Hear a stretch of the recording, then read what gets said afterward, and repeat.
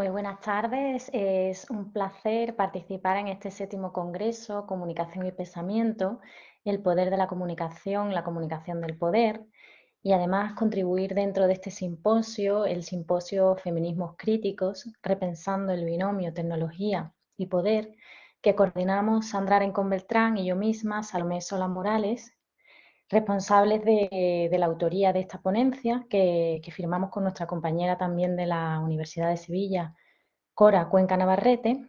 Y bueno, esta ponencia se titula Repensar la etnografía digital como metodología en clave feminista. Os voy a compartir unas diapositivas pues para dinamizar un poquito la presentación. Y bueno, en primer lugar, haré una breve definición de esta metodología y plantearé cuáles son los motivos que nos han llevado a plantear la necesidad de repensarla y de hacer este planteamiento, sobre todo en clave feminista desde una perspectiva crítica.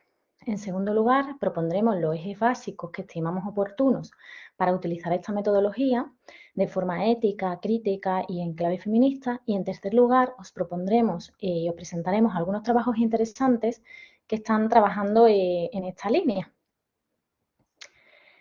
La etnografía tradicional se basa en la investigación mediante observación participante. Dicho con otras palabras, es un trabajo de campo donde el investigador está presente y recolecta datos. Pueden ser desde árboles genealógicos, fotografías antiguas, testimonios, historias de vida, grabaciones de rituales y ceremonias, notas de interacciones o formas de relacionarse entre individuos dentro de instituciones, pues como la familia, los partidos políticos, los centros educativos. Ahora bien, en las últimas décadas, con la disrupción digital y la omnipresencia de Internet y las tecnologías digitales, ha comenzado a utilizarse también esta metodología pues, para poder explorar los entornos virtuales y el uso y apropiación de los dispositivos tecnológicos. En este contexto han surgido nuevos conceptos, como el de etnografía virtual, etnografía online, netnografía, etnografía en Internet o etnografía digital. Independientemente de la denominación que encontremos, hay algunos ejes comunes o algunas cuestiones que nos parecen destacables. Por ejemplo, el tema de la profundidad. Christine Hinn ha planteado que mediante este método es posible llegar al corazón del significado para entender cómo las personas dan sentido a sus vidas. Rosanna Gruber, por ejemplo, nos dice que gracias a esta metodología es posible comprender los fenómenos sociales desde la perspectiva de los miembros. Además, muchas de las definiciones tienen algo en común y es el hecho de que esta metodología nos permite acceder y explorar lo virtual participando. Christine Hinn, por ejemplo, habla del concepto de simetría, que implica la utilización de los mismos medios y dispositivos que utilizan aquellos a quienes investigamos. Esta, la Leya y Ardebol hablan del concepto de mutualidad para referirse a la manera en la que compartimos estas prácticas que los sujetos o grupos que estamos observando.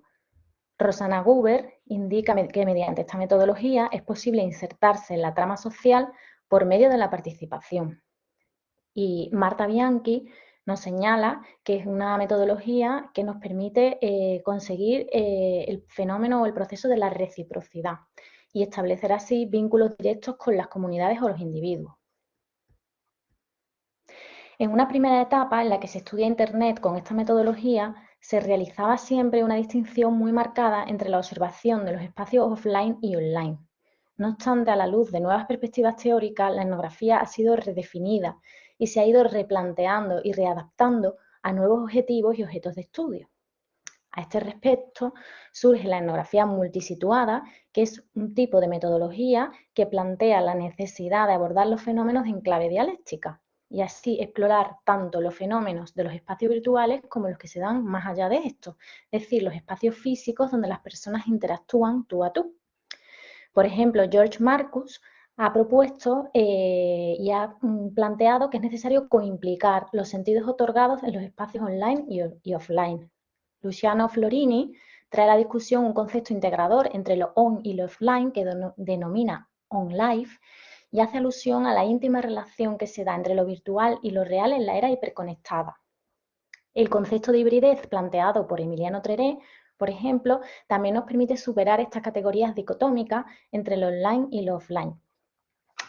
Sarah Pink y demás autoras, en una obra colectiva de 2016 titulada Etnografía digital, principios y prácticas, plantean las posibilidades y dificultades que se dan a la hora de investigar Internet y las nuevas tecnologías. Y hacen una propuesta muy interesante que es la base de nuestra propuesta. Estas investigadoras plantean como es esencial de la etnografía digital la necesidad de observar qué es lo que hacen los sujetos o los individuos siguiéndolos digitalmente. Para ello sería preciso directamente pedirles que nos inviten a participar en sus prácticas mediáticas, sociales, y así escuchar o ver puede implicar no solamente leer, sino también sentir y comunicar formas diversas. De este modo, la observación participante va más allá de la mera lectura de acciones digitales e implica el contacto, la presencia consciente y la interacción y participación. Otro de los aspectos más significativos que señalan es la perspectiva adoptada a la hora de hacer la etnografía, que no debe de ser digital centrista. Esto quiere decir que no debemos prefijar el uso de métodos digitales, puesto que además de interactuar y observar acciones digitales, también es posible y deseable analizar actividades de la vida cotidiana, que quizás no estén mediatizadas o lo estén de una manera un poco más limitada. A nivel de diseño de investigación, vale subrayar que Pink et al. Consideran que la etnografía es algo procesual, es decir, no está cerrada, no es rígida y por tanto no tiene unos pasos marcados de antemano. Puede adaptarse a necesidades, a temas, a dinámicas, de modo que podría ser definida como un proceso colaborativo, reflexivo y heterodoxo. Con respecto a las temáticas feministas a las cuales se podría aplicar esta metodología, consideramos que no existen límites. Por ejemplo, se abren aristas muy interesantes en relación al ciberfeminismo, el activismo hashtag, los repertorios y la memoria feminista, porque nos permite, por ejemplo, comprender el funcionamiento de los colectivos, la forma en que se organizan y actúan los movimientos sociales, así como explorar la manera en que interactúan y participan sus miembros. En este área de trabajo sería esencial la asistencia a manifestaciones, asambleas en el espacio público, además de la propia participación online en redes sociales. De esta forma, las investigadoras transitan entre diferentes roles que se difuminan, tales como su posición de observadoras, de usuarias, de activistas, de feministas, ¿no? Otro de los objetos de estudio donde esta metodología sería de gran utilidad es el de las violencias digitales contra las mujeres en forma de antifeminismo online, los discursos intimidatorios, el ciberacoso o los sesgos de género en la red. La aplicación de esta metodología permite cuestionar las formas de poder y las lógicas desiguales, además de denunciar estas prácticas, de manera que estaríamos frente a una forma de investigar con una acción implicada. Ahora bien, ¿cómo aplicar esta metodología de herencia antropológica al estudio de lo digital en clave feminista y de forma ética? Pues ahora veremos un poquito cómo hacerlo. Para nosotras es fundamental mencionar que no existe una fórmula mágica.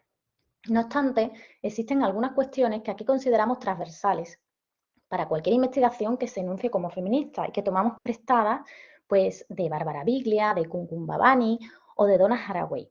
Por ejemplo, nos plantearíamos, ¿estamos reinscribiendo nuestras investigaciones de las actrices o sujetos del fenómeno estudiado en las lógicas de explotación o dominación hegemónica?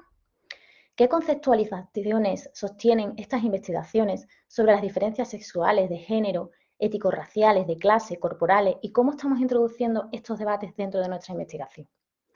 Las metodologías en clave feminista nos invitan y provocan para que replanteemos la forma en que diseñamos una investigación, cuestionando la posición de poder que adquirimos como investigadoras sociales, así como el modo en que nos relacionamos e interactuamos con la tecnología.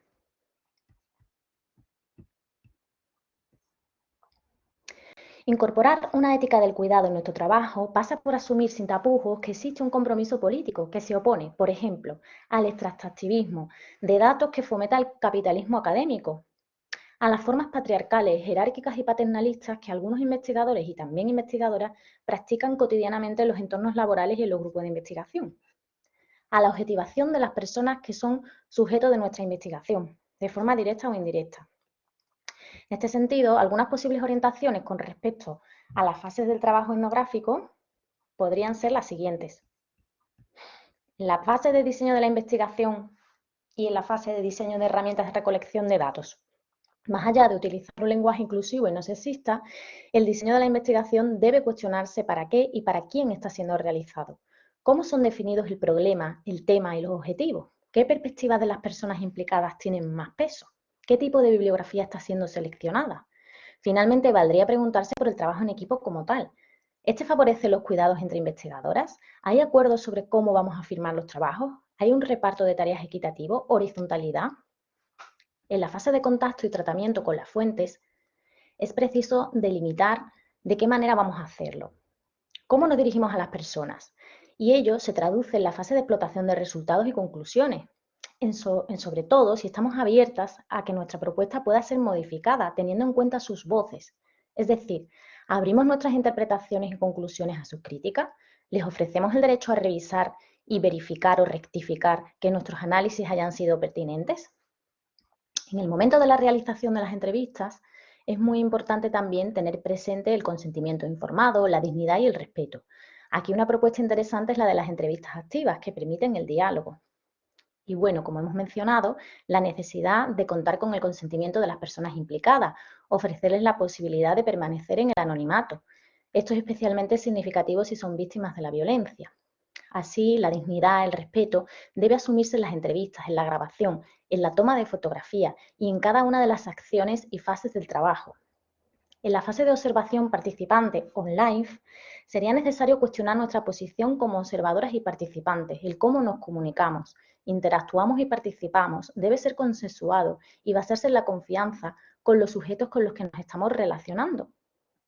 En la fase de análisis y conclusiones, sería preciso poner en cuestión el lugar que ocupamos como analistas, tomando en especial consideración los posibles juicios de valor, los estereotipos o sesgos que podemos estar incorporando en nuestras valoraciones o análisis sin darnos cuenta.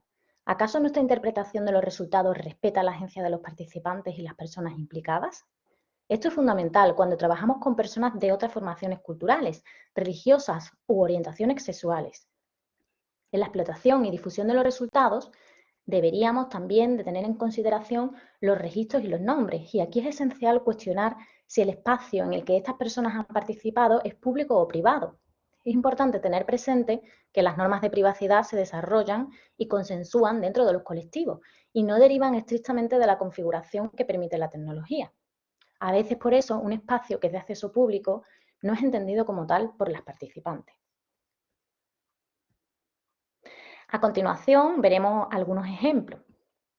Vamos a presentar 3 artículos científicos en los que se emplea la etnografía digital desde un enfoque feminista, recordando que la tecnología no constituye el comienzo o el fin de una investigación, ni siquiera el medio, sino ni más ni menos un elemento más que tener en cuenta a la hora de encarar el análisis de realidades sociales.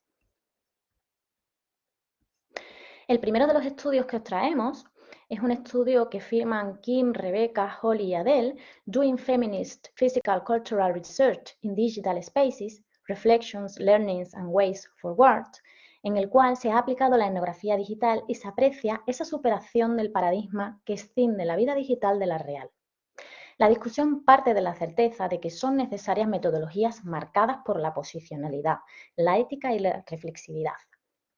Las autoras emplean la entrevista, la observación participante y métodos de traqueo para explorar los aspectos representacionales, afectivos, comunitarios de las mujeres en el deporte y las culturas fitness. El artículo profundiza la idea de la reflexibilidad holística, que defiende la necesidad de integrar en el proceso de análisis digital o en la realización de etnografía el análisis de las dinámicas de poder. Otra de las propuestas que os traemos, firmada por Valentina Errázuriz, A Digital Room on Their Own, Chilean Students Struggling Against Patriarchy in Digital Sites, pues es otra investigación que combina el análisis narrativo con el análisis de contenido, empleando el software cualitativo en vivo, y a través de ambas metodologías va dibujando etnográficamente las complejas relaciones que se establecen entre el activismo en redes de grupos feministas de estudiantes y sus concreciones en manifestaciones. La autora estudia cómo a través del espacio digital y del funcionamiento de estas comunidades se organizan y se construyen como sujetos autónomos feministas los protagonistas de su propia narrativa. Finalmente, os traemos un estudio de María del Rosario Ramírez Morales, Ciberactivismo menstrual, feminismo en las redes sociales, que supone otro ejemplo de imbricación entre lo fisiológico y lo digital, a través de la etnografía digital feminista y la etnografía multisituada. La autora estudia cómo el compartir experiencias en la red relacionadas con el ciclo menstrual propicia la creación de un sistema de cuidados mutuos entre mujeres. Asimismo, se consigue una paulatina despatologización del cuerpo femenino, un fenómeno histórico que sigue presente en forma de tabú. En este caso, la autora combina el estudio de los comentarios que las usuarias publican en plataformas digitales con la observación participante en talleres y círculos conversatorios en México. En definitiva, la etnografía digital en clave feminista defiende un enfoque no digital céntrico que incorpore el análisis y la observación de actividades mediadas y atravesadas por lo tecnológico, enmarcando lo digital dentro de un contexto social y cultural más amplio y adoptando una ética de cuidados en todas las fases de la investigación. Bueno, eso sería todo. Espero que os haya gustado, os pueda servir. Y bueno, básicamente estamos a vuestra disposición, muy agradecidas y encantadas de poder resolver preguntas, inquietudes que os puedan surgir y estaremos encantadas de resolver estos comentarios. Muchísimas gracias en nombre de mío y de mis compañeras y un saludo muy cordial. Hasta luego.